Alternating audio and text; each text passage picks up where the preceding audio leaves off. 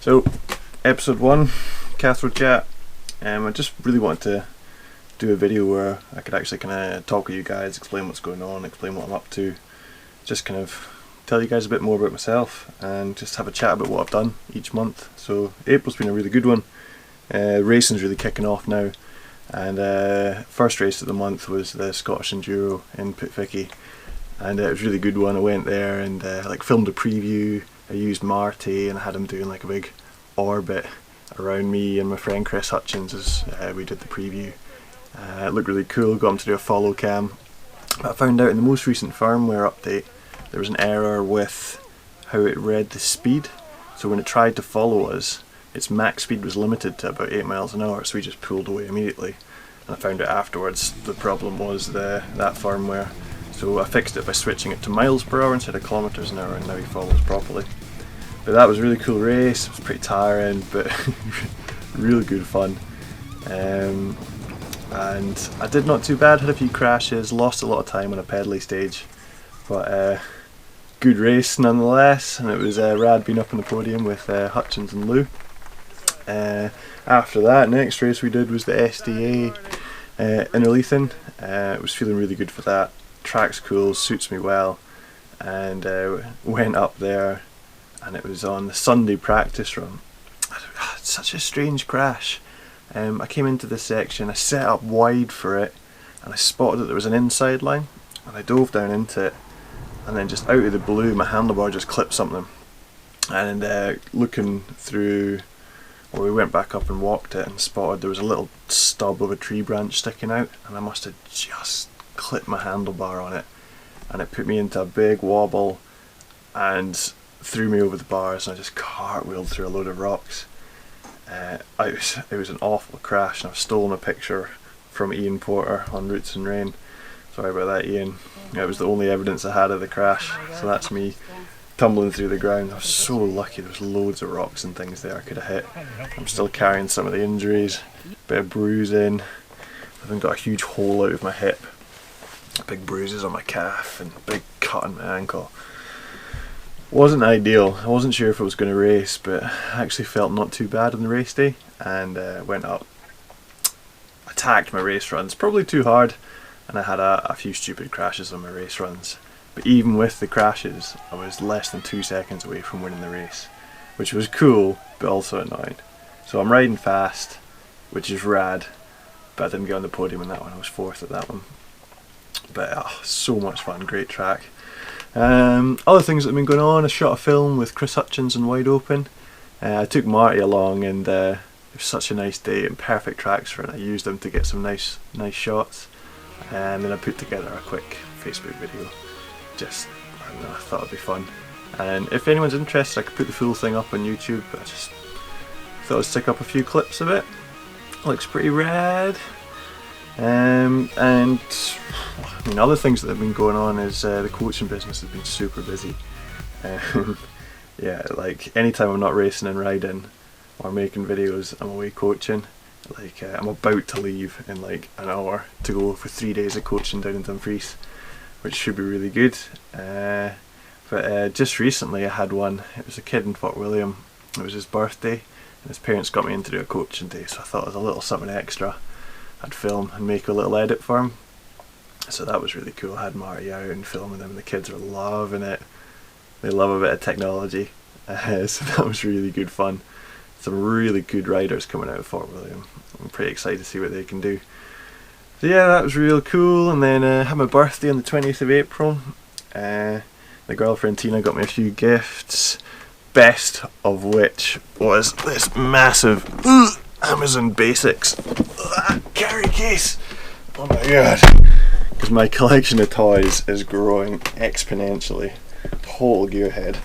So I asked for this to keep everything in the same place. Oh my god, would you just look at that. So we've got space for drone, we've got space for batteries, GoPro mounts, drone batteries, this is all other things, external mic, chargers, memory cards, all that kind of stuff. And then underneath I was borrowing a Sony a6000 camera. So we've got space in here, got my gimbal, I was born a Sony a6000 camera, which I had stashed in here, and that's actually leads me handily onto the next subject, is I want a new camera. I film most of my stuff on a GoPro Hero 5, which I'll show you. It's this rig right here. It's a Gorilla tripod, a little Joby adapter, Rode video mic on the side, see this, but on the back is the microphone adapter, just velcroed on. And that, it's pretty good.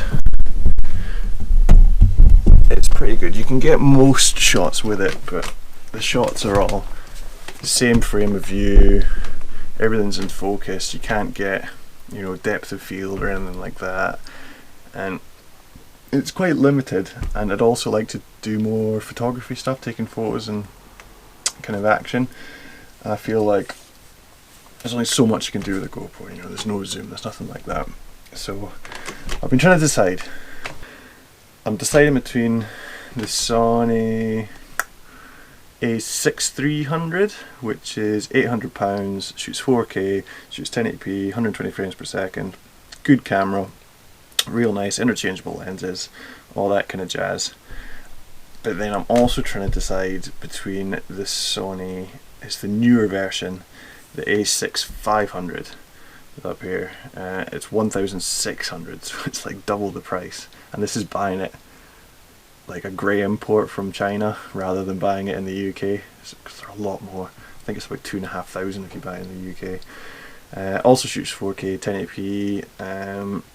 The benefits it has over the other one is it has internal body image stabilization, so if you're shaking at all, it helps smooth that out. And it also has a touchscreen on the back, which is useful for kind of setting focus points. Is those two things, the IBIS and the touchscreen, worth £800 more? I don't know. And also the Sony ones, they don't have a flip out screen, so if I was to use it for vlogging, it's really hard to frame the shot. So I don't know. I really want to get one of them, and there's always a chance that Sony are going to release one that has a flip out screen, has better battery life. That's another big thing with the Sonys. So yeah. But other than that, something happened. I was out 2 days ago.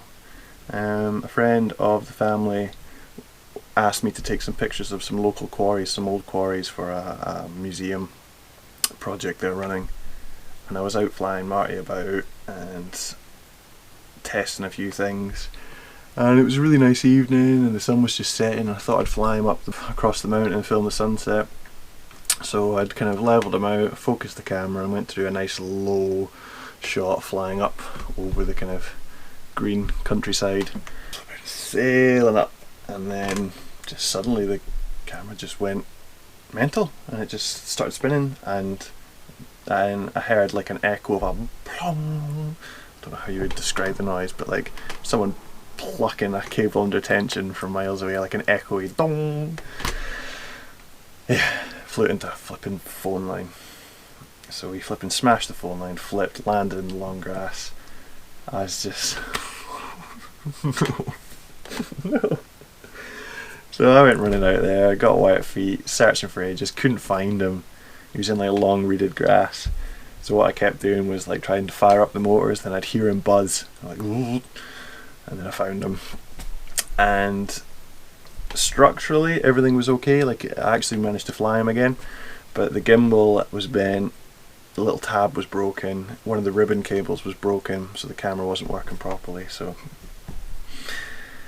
yeah, game over. I've sent him back to the European Service Centre in the Netherlands. Luckily I got the DJI Care, so I think I'm going to just get a full replacement and do the DJI Care. It's like £100 and you get a brand new drone. Because he had a few issues with a soft focus on the side of his camera, and he had a bit of gimbal shake, so I'm thinking I'll just get a new one rather than risk them fixing it and I'm still having those problems. But yeah, so that's what's been happening in April. Pretty good month. Looking forward to May being another beaster. But yeah, that's all I really had to say. So If you like this kind of things, leave a comment, let me know what other content I should do, and yeah, if you haven't already, hit subscribe, and we'll see you next time. See you guys.